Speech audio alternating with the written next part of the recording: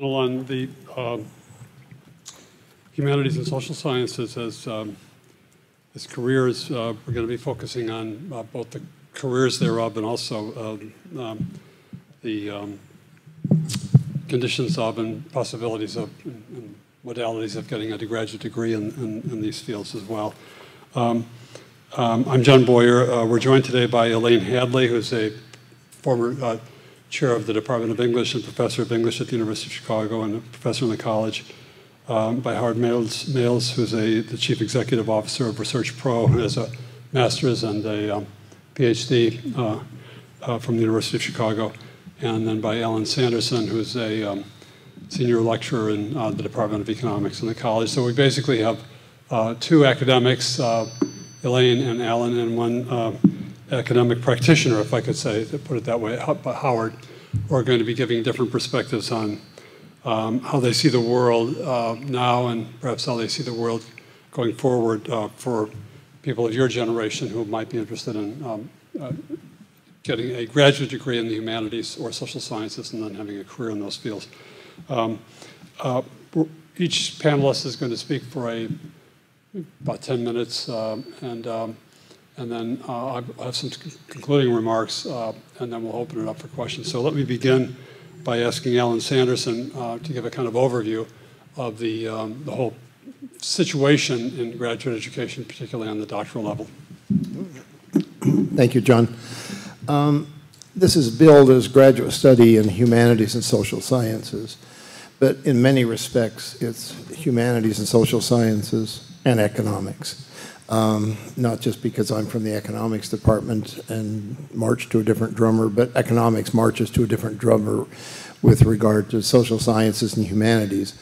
And it's much more like science and engineering in terms of all aspects of graduate study, financial aid, and the job market. So if you're interested in economics, please, either ask a question later, how's economics different from what you said, or feel free to come and find me at any point and talk about graduate study in economics. It's not a growth industry in terms of graduate study in humanities and social sciences.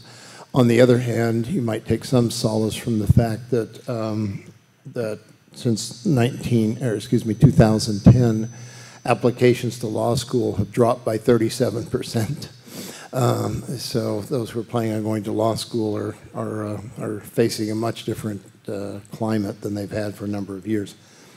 One of the things that a number of government agencies do together, from the Department of Agriculture to NEH to NIH to NSF, is issue every year what's called the Survey of Earned Doctorates. It's a survey of all those who received a PhD from an American university, whether they themselves are Americans or not. And that is that the latest that we have is the Survey of Earned Doctorates for the group in 2012. So I'd like to ask one of my colleagues if they would, here's a handout that is cut in every conceivable way of what those who earned a PhD in 2012, again, that's the latest survey year we have, what life looked like for them during graduate school and what it looks like for them after graduate school. So I think you'll find this pretty helpful. Second, in terms of mechanics, in the timing is not unlike what you did to get into the college, that somehow you took an exam. And the same is true for graduate study. It's usually the graduate record exam, or GRE, that you take in the fall.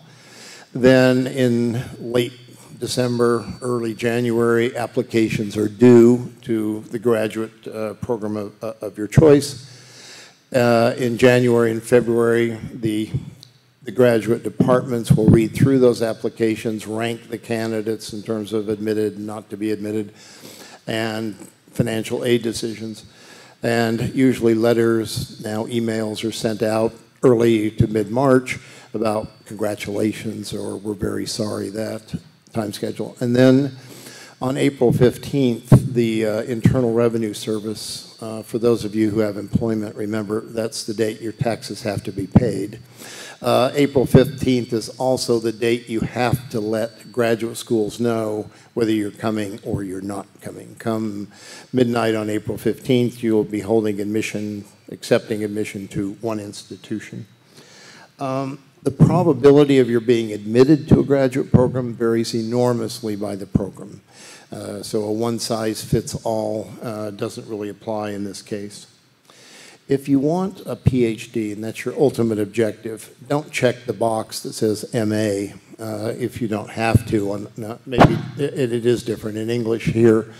But for the most part, if you check MA and you really want a PhD in history or you want a PhD in economics, that will probably automatically get you denied admission and will certainly get you denied any financial aid. So if your ultimate degree objective is PhD, that's the box you check. In terms of letters of recommendation, the same process that you've been through before, except these are academic letters of recommendation, okay? So nothing from your minister, nothing from the football coach, nothing from an employer unless it's really directly related to that. Okay?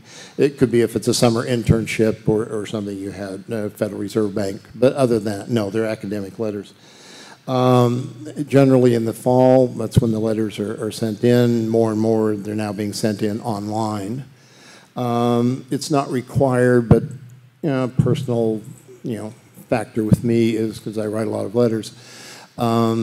I think it's nice if the students thank the faculty member for doing so. It doesn't have to mean you buy us a box of chocolates or a bottle of wine, but to thank the faculty member who has taken some time out of his or her day to help support your process. When you applied to the University of Chicago and got accepted, you were applying to the University of Chicago. Maybe you wanted to major in English, maybe you wanted to major in history or physics, but you applied to the University of Chicago. At the graduate level, you're just applying to a program, not the institution in general. Yes, it may be the institution, the department at Harvard, but you're really interested in the department. What you're about for the next several years after that is learning more and more about less and less. And the department can matter. If I wanted to say, is the University of Pittsburgh one of the top 20 universities in the United States? No. But is it in the top 5 if you want a PhD in philosophy? Absolutely. How about the University of Arizona? Not going to make anybody's top 25 unless your PhD is going to be in anthropology, archaeology, or maybe astronomy. Chemical engineering for the University of Minnesota. So you're applying to a particular program. Your intended graduate field doesn't have to be what your undergraduate major was. My good friend, colleague, and Nobel laureate winner, Bob Lucas, has a Nobel Prize in Economics, was an undergraduate history major at the University of Chicago.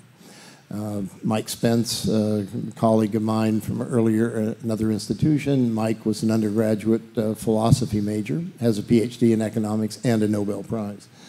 It doesn't have to be the same. Within reason, go to the best program you get into.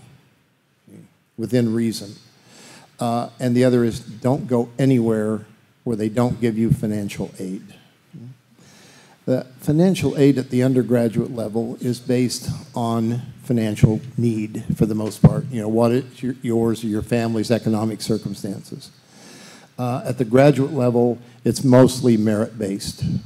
So when we rank students in the economics department, we're going to get 600 or 700 applications. We will admit 80 and hope to have an entering class of 30 or 35. And the 30 or the 80 that we admit, the person at the top is going to be offered a fellowship that is worth full tuition and probably $30,000 or $35,000 a year. The last person, number 80, we admit, is going to be admitted, but no financial aid. We have made a decision on the basis of expected quality, ability from those applicants. So if you don't receive financial aid, A, it's a hard grind after that, and second, the institution is telling you something. You know, we're glad to have you study history here, but not that much. Again, we're not willing to pay very much to have you do that. Most institutional aid, there are NSF fellowships, there are other kinds of things, but most of the graduate aid is institution-based. There's some negotiation. You don't want to hire an agent, like a sports agent, to negotiate your contract. But there's some negotiation that can go on. And even if you get admitted to history at the University of Wisconsin, and you get a letter on March 15th, it's not in your advantage to let them know up until just before April 15th that you're coming. Because as other people might turn down the University of Wisconsin to go somewhere else, that frees up some kind of resources. And if you accept an offer early, you're done. That's the offer you're going to get. I would also say from the middle of March till the middle of April, it's not only decision time on your part, it's also campus visits time. We'll have a couple days, Saturdays, in which we have our admitted students in economics and most departments do. So it's a chance for you to physically see the institution, the department, and meet some other students of your peers who got admitted. Other things that are largely my opinion, so ask around about this. My own sense is you're better off going to graduate school at an institution where you were not an undergraduate. In part, once you get a BA from here, we always think of you as you're just a graduate student, an overgrown undergraduate, or we've known you in the undergraduate years. You're better off going someplace else. Just for your career in general, I think to have two different data points when you go into whatever kind of job market it is. If those were from two different schools, I think it's more impressive. How about taking a year off before you start graduate school? More and more that's done, probably across the Midway in their law school. Probably half of the students in the law school are coming directly from their undergraduate program. The other half have had some type of experience for a year or two or three or more. In a business school, for an MBA program, virtually everybody has had 2, 3, or 4 years of experience. Rarely does somebody go straight through. But it depends on your program. In economics, we tend not, unless somebody's working for the Federal Reserve Bank or a pretty high-power investment banking firm, we prefer they not take time off. Why? Because the math skills depreciate at a very high rate. But for disciplines where quantitative skills are not a big deal, you can take more time off. How long is it going to take?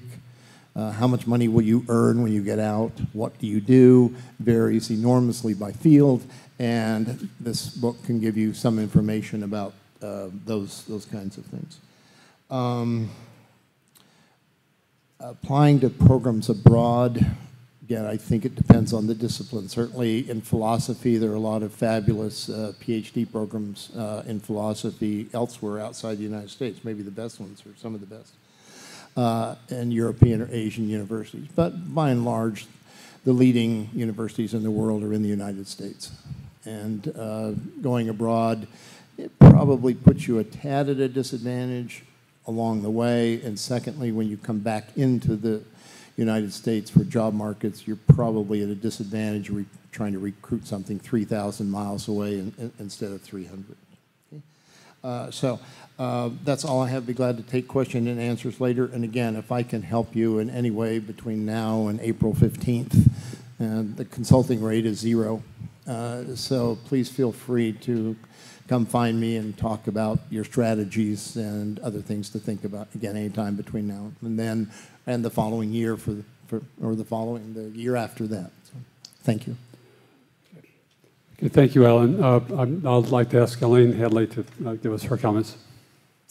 Hi, everyone. I'd like to see, not because I'm going to hound you down the halls later to make sure you were being honest with me, but just so that I can frame my comments more appropriately. How many of you are thinking about humanities going forward? Okay, so enough that this will make sense to you. And that's good to see. So what I was going to do is to talk a little bit about what that job is that you might have when you go into a PhD program in the humanities.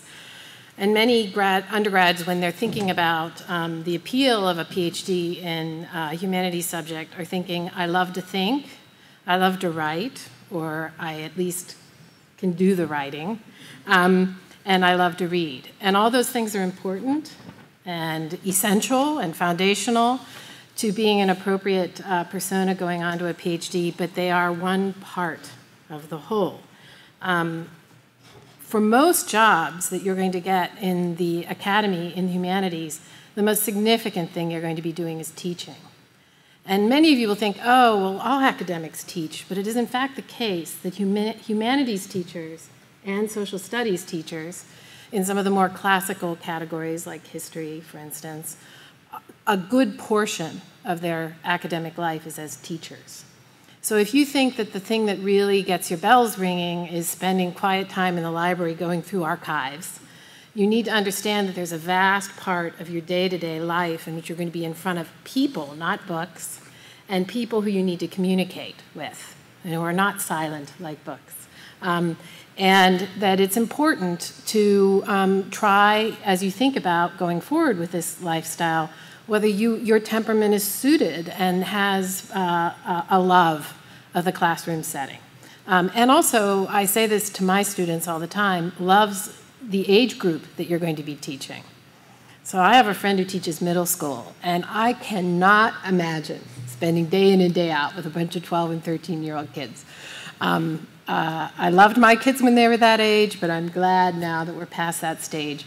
But I happen to love dealing with 18 to 22-year-olds. I say this to people all the time. There's a lot of brain science out there that suggests that around 19 or 20, the acquisition of nuance and the realization that the world is not black and white starts really settling into people's minds. And I get to sit in a first-row seat watching that happen, and it's really exhilarating and very rewarding. But that's a thing that I like, and not everyone likes that. And so you really want to get in touch with that. The other thing you need to know is that a vast number of jobs in the humanities and the social sciences are at places that are not like the U of C, the vast majority. And that your experience as a student will carry through with some of the experiences you'll have as a graduate student and in the academy, but a lot of things will be very different. You may teach at a place where the students don't come willing to do the work in the same way they are here, or who are open to the wide world of intellectual life in the way they are here. And so it's not just do you like to be in a classroom, but do you have an appetite for reaching out to students in that way? So these are some things to think about. But there's also, I just want to emphasize, what are the goods, the other kinds of, but less visible forms of pleasure that come from an academic life in the humanities and social sciences. Being a professor is a wonderful thing in one way because you have a lot of autonomy. Now, it is in fact true that a lot of state institutions are trying to exert more control over their herding of the cats, which are their faculty. But by and large, compared to corporate life, for instance, you have a lot of autonomy in your day-to-day life about how you organize yourself. When I was a young faculty member, I had small children, and it was in fact the case that I could take an hour in the middle of the day to pick my kids up and bring them home and spend a little time with them, and then go into the evening and prepare for my class, right? So there's a kind of flexibility. The other thing that I love, in addition to all the other obvious things, the writing, the reading, the thinking, and the teaching, is the fact that there's a lot of variety in an academic year, so that I actually every year have to open my calendar up at the beginning of each week to know what's coming, because there's some regularity, but there's a lot of variety. From year to year, you may be on a different committee, working on a different project. Your students change in front of you a lot. You get older, they don't. There's a lot of things that produce miscellaneousness and unexpectedness. That's another wonderful quality to the job of professor. Now, having said all the things that are about the job and the aspects of the job and the things that bring me pleasure, I want to give you the truth about a humanities job. The job market in humanities has been bad. It is getting worse, and there's no reason to think that it will get better. Yes, it's true that the economy, you can read from the economy certain features. For instance, surely all those people that have jobs in all these institutions across America are going to retire or die soon, and then I can have that job. And you can laugh, but for the longest time, that's what we kept saying to each other. There was a huge growth in the academy in the post-war years, and a lot of people got jobs. Programs grew, PhD programs grew to accommodate those openings, and those people are going to retire, and we're going to slot people right in. Well, guess what? Universities have downsized, and it's a permanent condition as far as we can say. And there's more and more activity at universities to fill a lot of the teaching, the frontline teaching in their institutions with what we call instructors or adjuncts who are not tenure-track PhD faculty, which creates even more crisis in the number of positions that are available. Now, I'm not going to say to you that means you shouldn't do it, because there still has to be some people doing this, right? But you want to be sure that you're the right temperament and you're the right person to go through a long period of study, 5 to 7 years, sometimes longer, though it shouldn't be, and be prepared for the possibility that you won't get a tenure-track academic job. So what's becoming increasingly clear in the humanities and some of the social sciences is that universities across the land are starting to understand that this is a permanent situation. That is, there's a contraction of jobs in the field that may well remain static in that way, and are starting to understand themselves as training students to be more broadly in the world than just a PhD. And I think the way the thinking that is emerging at this point in the humanities, and I think to some extent in the social science, the more traditional social sciences, is that we're still training you to become an academic, but we're training you with the understanding that if you aren't going to be an academic, that there are ways that you can translate that work into other fields, other places, other things to do.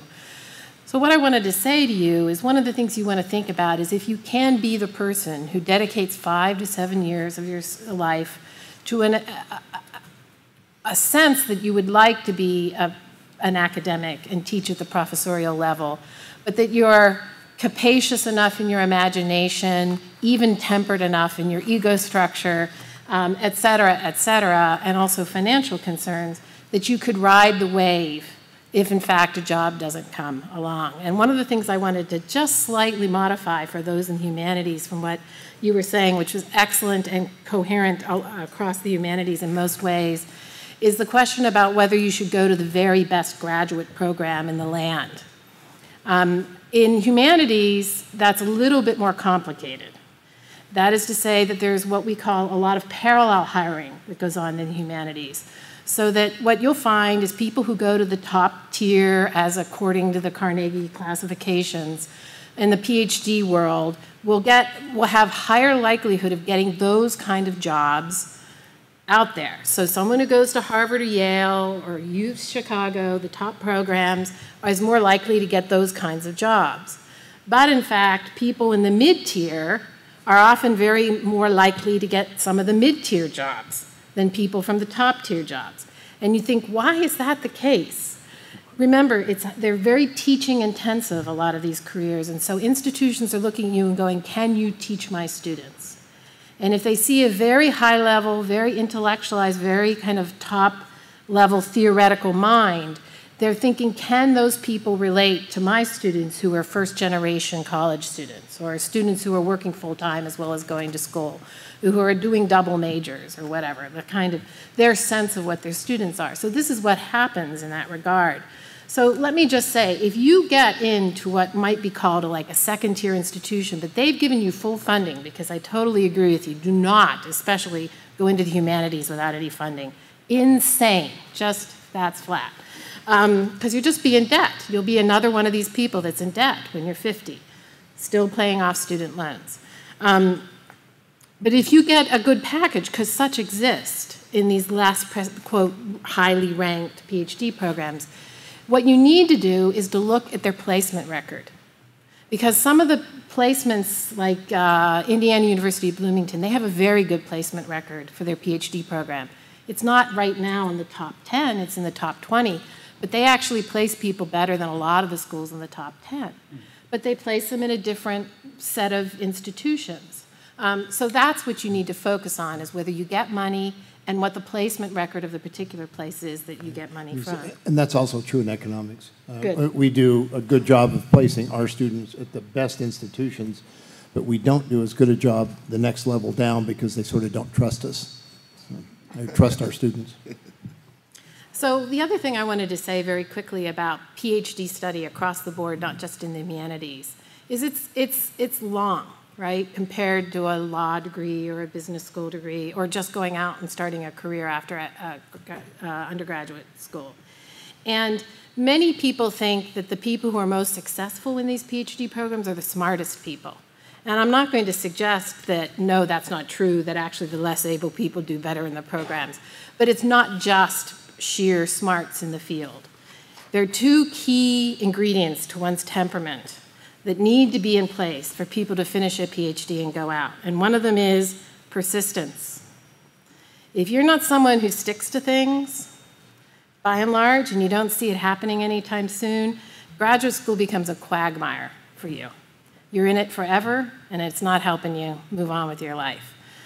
Persistence is really important. Resilience is incredibly important because, especially in the humanities, you're going to enter programs in which the continual conversation and drumbeat is how bad the job market is. And if you can't rise above that with a certain kind of ego structure and keep on plugging and keep on keeping your hope alive, it's really hard to be in that environment sometimes. But that's true even in places that don't have high disappointment levels in the ultimate job result. Because graduate school is just hard. It's hard. You're an adult, but you're not an adult. Your friends are making money, but you're not. There's just features about it. It feels competitive to some people.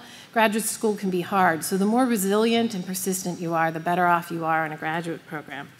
The one thing I do want to say is when you're trying to figure out whether you're going to be one of the people that has the energy, the desire, and the commitment to go on in humanities, even if you understand these difficult job markets.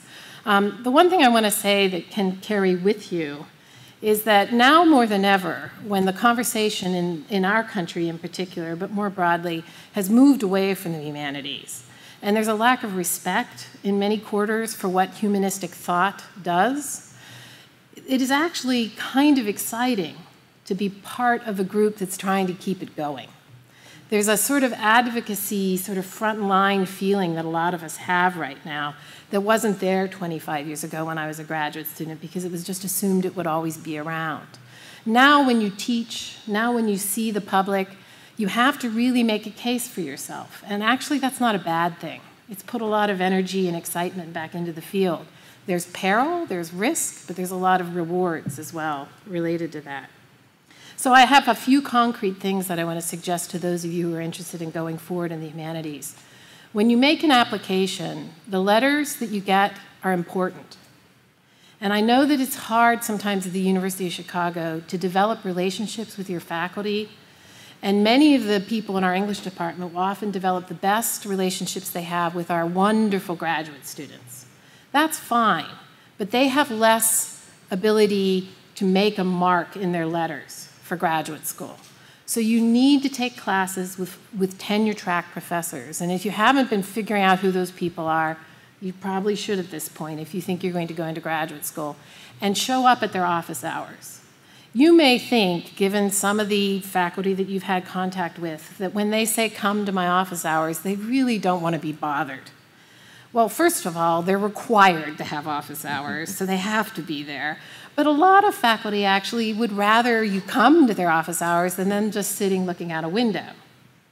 So go to the classes, but also go to people's office hours and tell them that you might be interested in graduate school and start the conversation early. The reason that I want you to do that more than just take courses from professors is the letters, we look at the letters in our graduate program very carefully. And the letters that create a more three-dimensional account of the mind of the student and how the temperament of the student fits with the mind make us feel like we're exerting less risk when we take a chance on you to bring you in the program. So you have to make yourself available to faculty. And if some of you are in the English field and are thinking you want to go on to the PhD program and try it out, and you're not sure who you should be taking classes with or who would be good in that regard, come see me, send me an email. I'll be happy to give you some suggestions about people in my department who love to mentor young people and guide them through the process to graduate school. There are a handful of people who are particularly good at it, and I would be happy to convey that to you. The other thing I really want to suggest to you is if you think you might want an academic career, and this is general for across the board, I would request that you start trying to figure out how to shadow a variety of professors. And that means go and talk to them, maybe spend a day watching them do their job, sit in on their classes, not as a student, but as if you were like them. But don't just do it at the U of C. If you have friends or family or someone you bumped into on an airplane who you know teaches at a different kind of institution or has someone related to someone who teaches at a different institution, connect up with them and see if you can't spend some time with them too. Because the other thing to say is there's such a wide variety of what the day-to-day experience of academic life is like from one institution to another. So you may think you know what academic life is because you've been sitting in a classroom at the U of C for 4 years, but it's so different from place to place. And so the larger range of information you can pull in is the most helpful, I think, for you. And the final thing I was going to say is time off between graduate school and undergraduate school and graduate school. I get the argument about math skills and taking time away. That makes a lot of sense. But I actually think for the humanities, in the keynote lecture, that wonderful lecture, she said something, conversation, she said something about experience, but she didn't spend much time with that. Unlike the math-based disciplines, I like to think we actually get smarter in the humanities as we get older because we read more, we have more experience, we have longer conversations, we have more time to think about the things that are humanistic, that is the long haul of the human experience. And taking a little time off is extremely productive for a lot of students. The students that move directly from the undergraduate to the graduate program are often the students that take longer to finish, and they also are less capable of imagining what they might do afterwards if they don't get a job in the profession. Those of you who've taken a year or 2 years and done something different, either taught or worked in a nonprofit or any range of kinds of experiences, learn a couple things. They, first of all, learn whether their heart is yearning for graduate school still. That's an important thing to know. Your attention's been drawn elsewhere and yet you're still yearning to get back into the classroom. That's a sign. 2, you've been tested to learn how to do different things than just be a student. And that's really important for your ego structure going on. If you end up being a wonderful student, but there just doesn't happen to be a job, you also can draw from those couple of years off, I ran this, or I set up this, or I wrote that, or I interacted with these people, and you know that you actually can do something other than just get an A on an essay. And I think that's really important, especially with the tight market going forward. So that's what I wanted to say, and I'm happy to talk to people afterwards or, track me down. Happy beyond words, really, to give you advice if it seems like I could do that for you going forward. Okay, thank you so much, Elaine. Thank you very, very much. And finally, Howard. Good afternoon, everybody. I'm Howard Males. I look at you, I know you're students, but I look out on you as well as the larger audience this morning as employees, potential employees. I got a PhD from the University of Chicago in 1981, and I had no intention of teaching. It was something I kept to myself back in those days from my professors in order to get the degree because it was frowned upon to just simply get a degree because you had, I believe you said, persistence and resilience. My father called me a toothache. I kept asking why. The reason I went for my doctorate is I had a question I wanted answered. I needed to understand why doctors do what they do. I still look at this question today, and I'll tell you more about that later. But I got the doctorate en route to a path of doing what I called the greatest value I could do, and that was knowing I wasn't a great teacher. I certainly thought I could be a better employer than any employer I'd ever had before, which included mowing lawns, babysitting, and a bunch of other things. How many of you here currently work? That's impressive. Work during college in the data that we have collected over the past decade in my company called Research Pros for companies that hire PhDs who thought they wanted to be astrophysicists but turned out to be great decision research scientists and people who have degrees in literature and are superb inductive thinkers. They tended to report, overwhelmingly actually, that they worked during college. And one of the things that work does is it helps round out that balance of not just going to an adult for help after class, but actually you walk among grown-ups every single day, most of whom, when you're on campus, this is the time of your life when they're willing to reach their hand, if you reach your hand out to them, ask for help, be it for an assignment or for something you want to do in your career. Do any of you have, as a backup plan, I saw how many people had plans for humanities graduate education, as a backup plan that you might want to be in business? And anyone here ever considered being of help to America's businesses? It's great.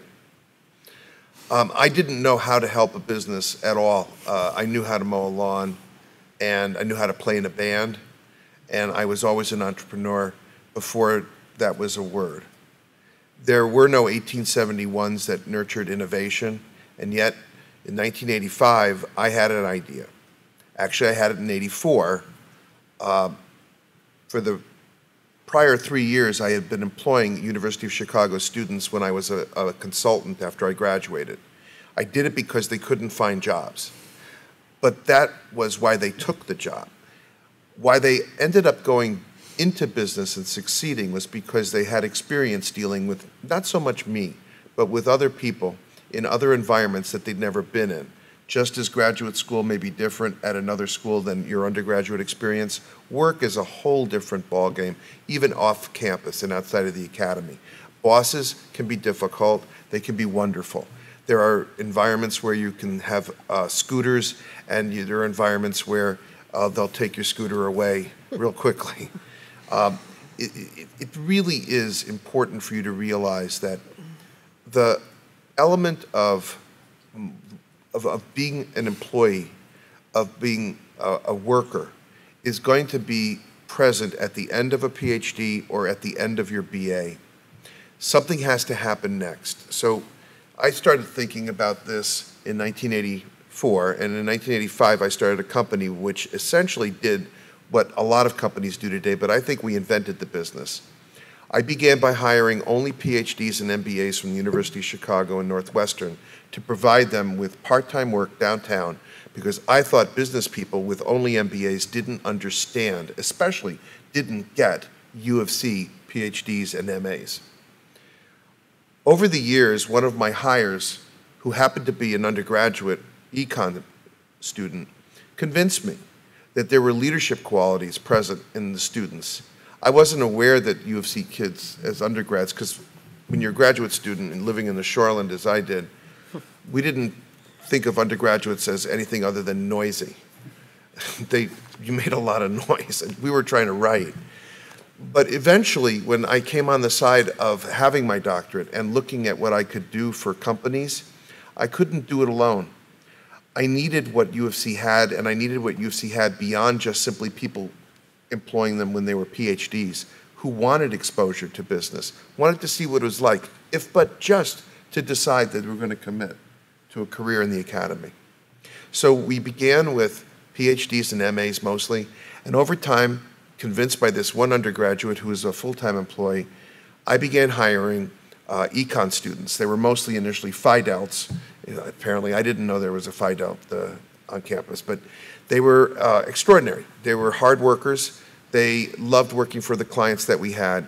And basically, I realized that U of C kids were two things.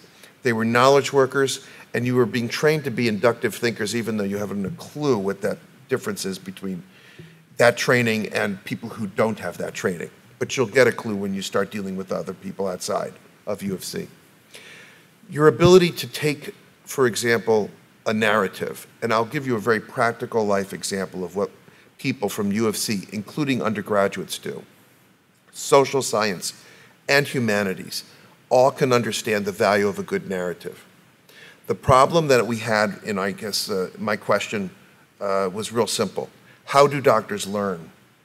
And what I wanted to know predominantly was how can a pharmaceutical company best direct their attention to appeal to the professional personality of a physician?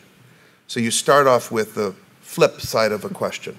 Most people had looked at it as, let's train the drug salespeople better. That's how they'll get in to see doctors. But I think all of you know we live in a world of big data today.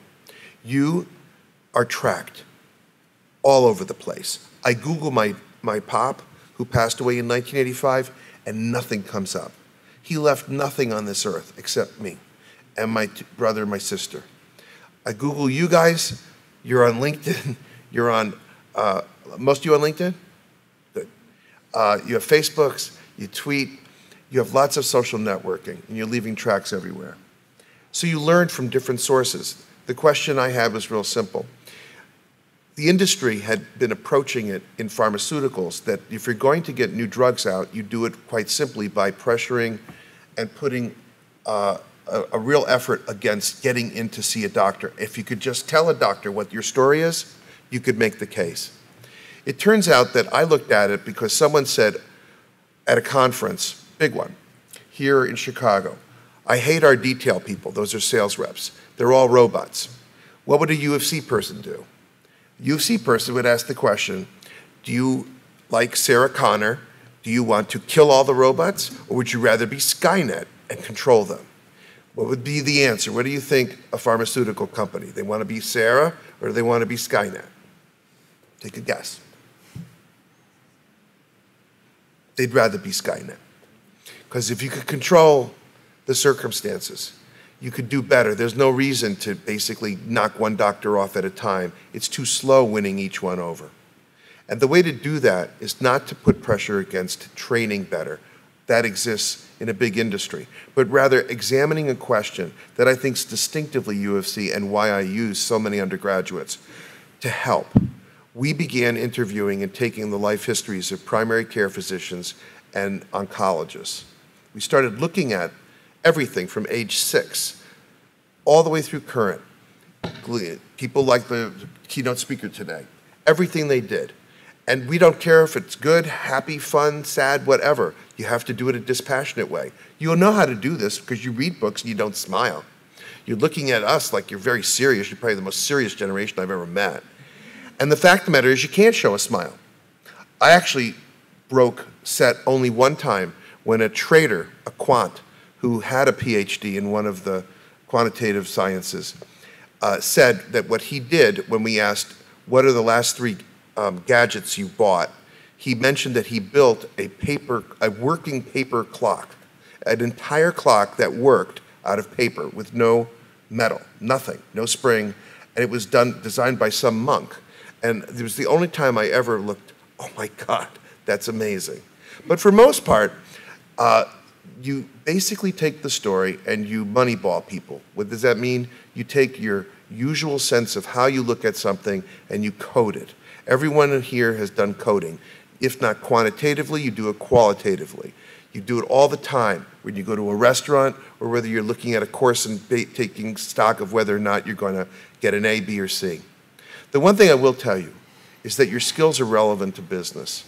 You don't need to go for PhDs to do all this. There are plenty of PhDs who are not teaching who will help you through, and there are other PhDs who are going to come up and be in business to help you. And I do not draw a distinction because you notice I said employee. I also want to add colleague. BAs are my colleagues. They're my peers. I'm not better because I have finished my doctorate. What I am is I'm better off because I got to meet and talk with people like you. So in conclusion, I would ask that you also understand I have office hours, except my office, unlike my wife who is a professor and has office hours on campus, my office is open and I talk to everybody. And I look at the skill set you have and the value that I know you have. And I encourage you to both look at academics with a serious, I think, a serious eye toward whether or not this is going to get you to where you want to be. And business, given that more and more people know who you are or think they know who you are and define you on the basis of how they send credit cards to you and how the kind of offers that you'll get when you get out of graduated from college. But people actually don't really know you. You know you best, and that's the exploration part. So please understand that there is value in each and every one of you to people who sit outside. I, for 30 years, having employed 1,000 people from U of C, probably about 500 undergrads. I got to tell you, I never had more interesting lunches in my life, more interesting than I've had with my clients. And the honor has been all mine to know you. Thank you. Okay, thank you very much, Howard. So I wanted to give you guys a chance to ask some questions. I will just point out, if you open the brochure that Mr. Sanderson gave you, and you look on page 3, the upper kind of right graph, the one that has the, it looks like a kind of a wave. If you look at the, this is the doctorates awarded by U.S. colleges and universities, 58 to 12. You'll notice the graph goes from less than 10, what are these in thousands, 10,000s to, in 58 to well over almost 35,000 by 1972. This is an astonishing increase in the number of PhDs, and in a way we're still living with this today. And the comments that Alan and Elaine offered to you about the job crisis and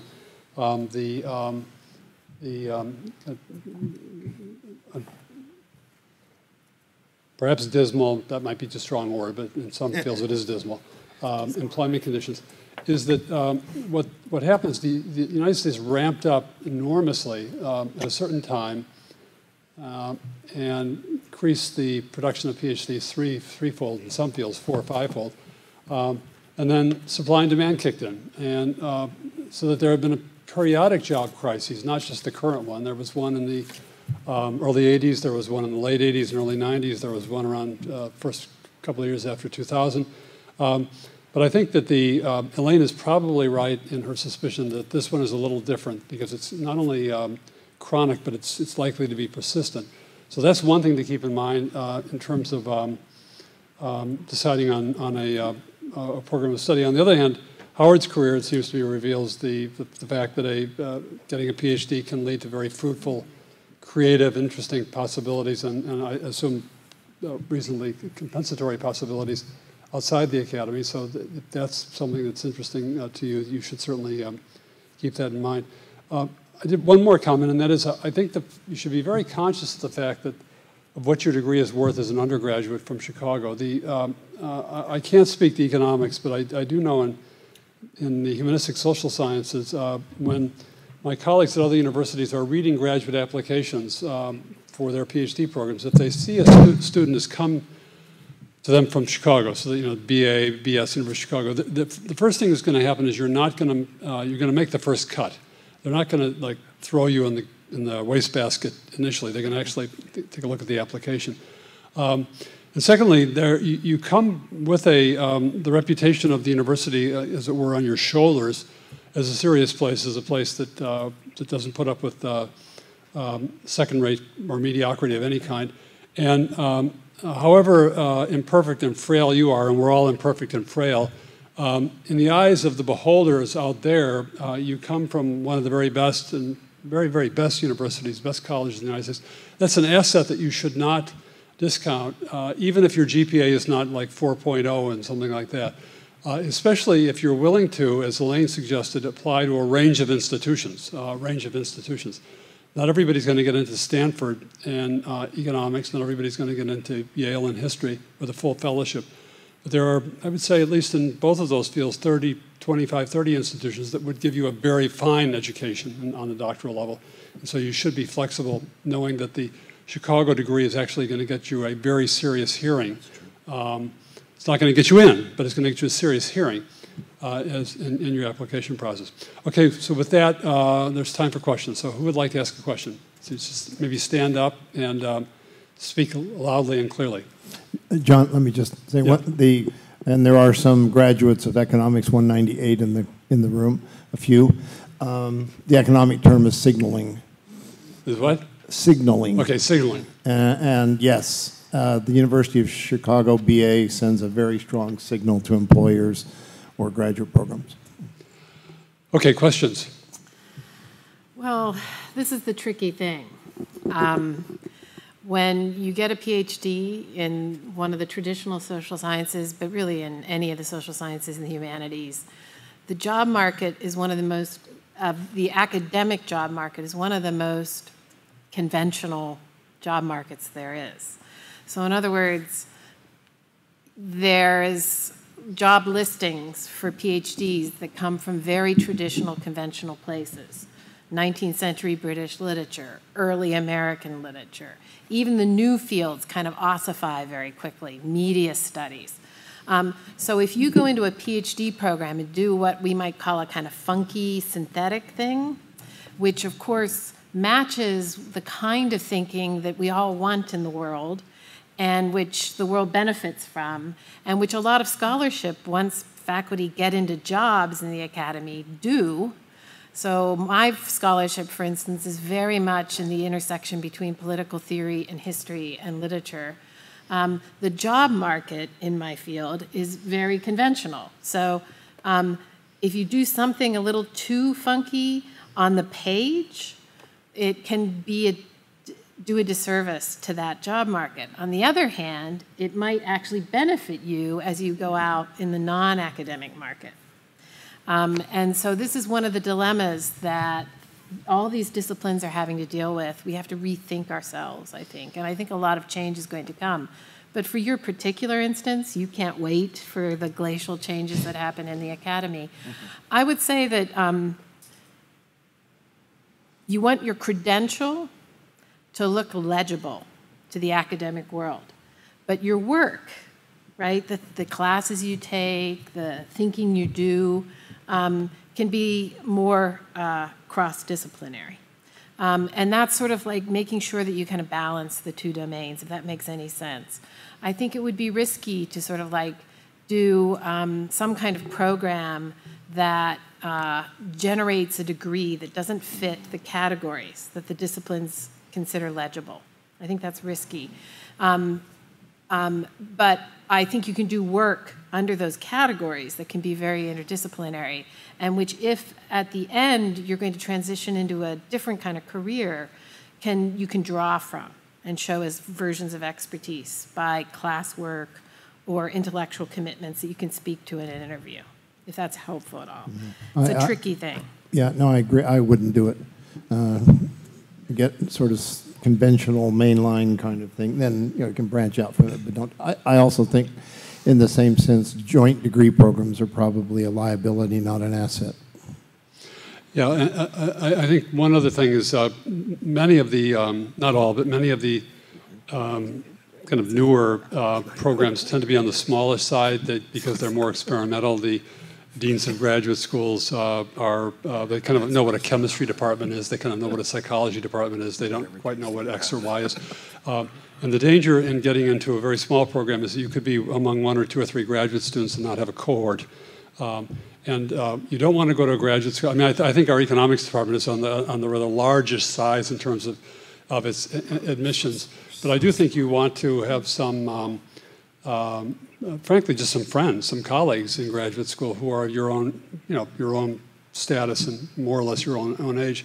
And you don't want to be the only PhD student or the only MA student. I mean, on the one hand, it's quite, well, everybody will know me, and it's kind of a great narcissistic trip, But on the other hand, you're not learning from each other. Just as one of the virtues of a place like Chicago is that you learn by admitting a whole bunch of really smart students to the college, there's a cohortial effect, and you learn from each other in the dorms and classes. That same thing happens in graduate school, and you want to be conscious of that. The bigger programs tend to have cohorts of students. And I just underline something that's the thread here that I've felt has been ongoing in the conversations I've had all day today, is that I think your generation of students has been prone to think that the more credentials you accumulate, the better off you will be. And I totally get that in a world in which the economy is going up and down and there's unpredictability in the market. and you're trying to hedge your bets. You think that stockpiling somehow is the way to go. But by and large, that's not true. So you heard from this gentleman that you don't necessarily need a PhD in certain subjects to really have important, powerful, and contributory careers. And you're hearing here that a joint degree isn't necessarily going to get you anywhere in a lot of fields. That isn't all uniformly true across the entire academy, but certainly in the social sciences and the humanities, that's true. We have a lot of graduate students who go, oh, I want to get a PhD in English and philosophy. And I go, why? And they go, because I'm interested in the intersection between English and philosophy. And I go, great, we do that, but you don't need to get a PhD in philosophy to do that. And you got to detach from that idea that a triple major is going to make you distinguished. It actually will confuse some places at the academic level when you come into the job market. The job market in the academy is conventional, traditional, and slow to change. And for all the great thinking and multiplicity that goes on in your day-to-day life in graduate school, at some point you got to converge and have a relationship with that conventionality, because that's what it is. Okay, thank you. John, can I mention one other thing I forgot to mention in financial aid? The financial aid is going to vary a lot. Again, it's merit-based, but it's going to vary by the type of institution. The graduate students coming into economics will get a fellowship, which is tuition and a stipend, but there's no work requirement, approximately. At the University of Wisconsin in economics, again, very good school, you're going to be offered a teaching assistantship. Why? Because they have 35,000 undergraduates that they have to get taught, or at Ohio State or Florida State or something like that. So a Yale, a Chicago, a Princeton is going to offer you a fellowship, whatever the field is. A big state university is more likely to offer you an assistantship. Okay, other questions? Yeah, I think it's a key question is how drastic the distance is. Yeah. I think that's right, how drastic. No, she's not going to let you into English. No chance. Almost but, no chance. Say the common denominator in some cases can be mathematics. So I could know a lot of math, whether I'm a math major or not, but that says that I'm eligible for engineering PhD programs, for physics, for math, for economics. So there's going to be some core, whether it's mathematics or something else, that you possess that is transferable across a few disciplines. I would say if you were an econ major with a English concentration or a minor of some sort, and you were able to generate a writing sample that was rich and sophisticated, there may be space for that. But I think what a lot of students do who are moving into humanistic fields when their primary undergraduate work was not in humanistic fields would find a one-year program somewhere or take just a lot of courses while they're working at a program so that they get a transcript in which it's shown that they've taken a substantial number of courses in the field, because what we're trying to figure out is whether you can do the work in our field. And that it's a risk, and we have to have some track record. And a single 15-page writing sample is not enough evidence for us to feel like we can take the risk. But an extensive variety of courses in which you've shown a sustained capacity to excel at would. So, I would hire you. I have to say this is speaking in a very parochial way as a member of the Honorable History Department at the University of Chicago. One of Elaine Hadley's predecessors as chair of the English department was a guy by the name of Ronald Crane, who in the early 1930s wrote a memo basically attacking the history department. He claimed he wasn't attacking the history department, but they took it as an attack, in which he said, you guys claim that you can do any kind of history, but what you really do is political and diplomatic history, and you should leave the rest of history to. So if history of economics should be in the economics department, history of literature should be in the English department, history of social, whatever, and of course the history department was outraged by that. But the reason for my story is as an economist, actually, you probably would have a credible chance if you've taken some history courses of getting into a history PhD program, because historians are very, it's not that they're craven or or have no standards, but they do have this sense, a kind of imperial sense of we study everything, and there happens to be economic history out there. So that, you know, and one thing which we haven't talked about is what happens when you get into English or history or economics and decide that A, you don't want to work with the professor you thought you wanted to work with, or B, you don't want to study what you wanted. Well, you're actually in the program now, and they're not going to throw you out. So, and we've had all kinds of students show up, and at least in my department and other departments, will say, I want to study X, and a year later, like, where are they? Well, they're off doing something totally different. They're still on fellowship, and they're still going to get their degree. So, well, and a related issue is that sometimes you might have an application say, I want to go to Yale to study with X, Professor X. Well, X might leave Yale, okay? X might die, which is really leaving Yale.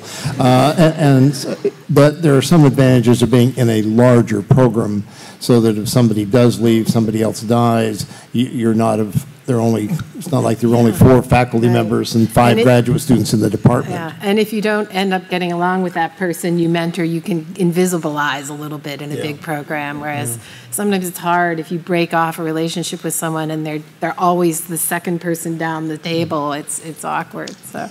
Yeah. Other questions? Okay, so the West, the Great West. I think I don't think it's so much a question of being in a part of the country, but I do think that there are, as Alan said, you know, there are, if you wanted, for example, to study the history of Latin America, history of Hispanic America, Central America, South America, or the Iberian connection to Latin America, many of the top 10 history departments are actually not the best for you. I mean, there are actually excellent programs in Texas and Florida and Rice University, even Arizona is. So I think the regionalism is important, not so much as actually being in a place in the same region, but actually being in a place where you have a cluster of scholars, because as Elaine says, you don't want to go just to work with one person. Now, that person may be very sympathetic, and you may be very sympathetic, but after 6 months, you may end up hating each other's guts, or I'm exaggerating, but, you know, not being on the same wavelength, as they say, if we still say that. And I think it's good to be in a field, I would say, at least with 2, probably even 3 people of the same general area of interest. And but I thought you were talking about Western history now, because Western history is different than LA history. But that's a kind of inside baseball problem. So, okay. Well, I think you should avoid my field, actually. Yeah, there are a few growth fields still, or if not growth, fields that have sustained a robust profile over the last decade. And they happen to be in fields that are new or are have difficulty identifying strong scholars in those fields because they're rare to come by. So in English, there's a couple categories that are just straightforwardly an exception to the dismal market. And one of them is African American studies, and the other is Latino and Latina studies. It's a bit complicated because many universities, because of the difficulty of finding quality academics to represent a diversified faculty, are not just looking for experts in those fields, but people who represent that identity as well. And for all the right and proper reasons. So if you're a white person doing African American studies, it's sometimes more difficult for you to get a job. I just want to be honest about that. But it is a field that has a lot of opportunity in it for people in general, but especially so if you also can add diversity to campuses that are very much trying to add diversity to their communities. And for many years, a field that's now sheared off from English entirely, rhetoric and composition, has been a more robust field. I think that's kind of slowing down as well, but it's still, I think, a bit more robust than English. So if you're very interested in the kind of sort of issues of writing and communications, then that might be a subfield to look at in mine. But yeah, you should have, when you identify a kind of discipline, you should then go and talk to people, because there are these little variations within fields always. Parts of fields that have gone moribund that you should know about, like medieval studies in my field. It's very, very, very few jobs, very, very hard to get jobs. They require a certain kind of profile now and language capacities that you may not have, that also extend the number of years you're in school. And it's really useful to know that kind of thing going in. And so I would definitely not just start paying attention to like the general discipline, like I want to be an English PhD, but as best as you can, if you know that there's a couple of those fields that you're interested in, try a little bit to know about the microeconomies of those fields too. In history, and I think this is somewhat the case in anthropology as well, if you have a knowledge of Chinese and Japanese and actually can do East Asia, there's enormous demand for that. It's sheer supply and demand. And so the students coming out now with PhDs in East Asian history, Chinese history, are having a much easier time getting jobs than, say, someone in American history or European history. I do think Elaine referred, I think, quite wisely to this kind of endurance, to write a PhD dissertation is a big deal. It's basically writing a book, or the manuscript of what we hope will become a book, your first book. As many dissertation writers' workshops you go to, and as many sympathetic faculty helping you and so forth, it's still a very lonely process, inevitably. It should be lonely because it's a highly individualistic process. And to do well, you really have to have a topic in a field that you really are invested in and really are committed to. And so I think it's a mistake to choose a PhD topic based upon fashionability or marketability, because you could end up devoting 4 or 5 years of your life to doing something you really are not enjoying, as opposed to something that you really do enjoy, and I think that, and therefore be able to finish in a timely way. Yeah. I think we probably have time for one more question. Well, first, can I say that any time a student tells me that they're interested in teaching in high schools and middle schools, I'm so thrilled and delighted, and I'm proud of you. I'm really proud of you. And I think it's like the most important thing possible to do, and especially in the humanities, we need frontline instructors in these fields to convince young people that humanistic thought matters, that it's part of the way that the human race progresses, and that it's not just about, although I value and admire other kinds of thinking, business and economics. So I just want to say congratulations that you're thinking about that. And I think there are people who do PhDs and then end up teaching in high schools and are wonderful high school teachers, but it's not required, right? And there are really fantastic Masters of Teaching programs across the country. I have a niece who just finished one at Penn and is now teaching in the, social sciences in the high schools. And that's just one of a range of programs that are really designed. And there's many people who will get MAs in like sociology and then go on and get an MA in teaching to combine a kind of social science background to the art of teaching. And so I think there's a lot of variation and a lot of paths that people come when they come to secondary education, and they all can work and they all get hired. I want to congratulate you as well. My son went to film school and then ended up working at Disney in corporate casting in LA. He didn't like LA, he loves Chicago. He returned and he teaches first grade. And I can tell you he's never been, in my experience and my wife's, more happy a person than he is in teaching. And part of what I'm doing, because we too, even at age 60, take the next step, many of us, if we're lucky. And I've been pivoting toward more public service and looking at a lot of what's going on with public education, because there's so much going on, so much money being thrown at many different issues. One of the things that never has been questioned in my mind is the quality of our teachers. If you're going to do that, do it. But there's a lot of people who will support you, I must tell you. You don't need a PhD to be happy. One of our panelists a couple years ago was in fact a senior official with the community colleges right, I remember. In Chicago. and not just because of President Obama's initiative this week or proposal in terms of more emphasis on community college or the financing of community college. But that's another area. It's not 12-year-olds or it's not the first grade, but in fact, community college, the teaching loads are pretty heavy, but you can have a lot of satisfaction working with that group of adults as well. Just to be a little crass and at this moment too, you might assume that a professorial job in the tenure track at I don't know, Reed College is a much more lucrative life than a senior position at a community college. You would be assuming wrong. It takes a little bit longer to get at the good salaries in community college rankings, but once you get there, they are comparable or exceed, in many cases, some of the positions at what you might understand to be prestigious liberal arts or university settings. So it can be a real career in terms of financial security, too. Yeah. Pedigree is not all that it's cracked up to be. And between community colleges and Reed College, the price of marijuana is about the same.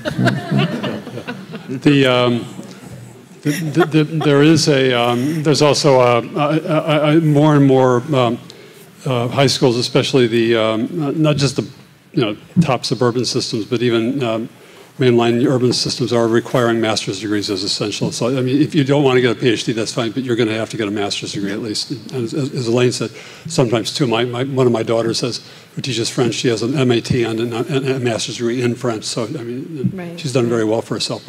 And some of those MAT programs that are really very fine can also, you can do them in like an extended year. Exactly. And so they're very efficient as well. Yeah. But I want to say, we tend to not talk enough about secondary schooling as a possibility. And it pains me tremendously that the current debate has turned against teachers. It's doing irreparable damage to our educational system, that it is starting to seem like an dishonorable thing to be a teacher. And I just want to say I don't like it, and I think it's wrong. And I encourage you to still consider it to be an important thing in our communities. Okay, well, thank you. Thank you for your attention. Can I have a round of applause for our panelists? Thank you.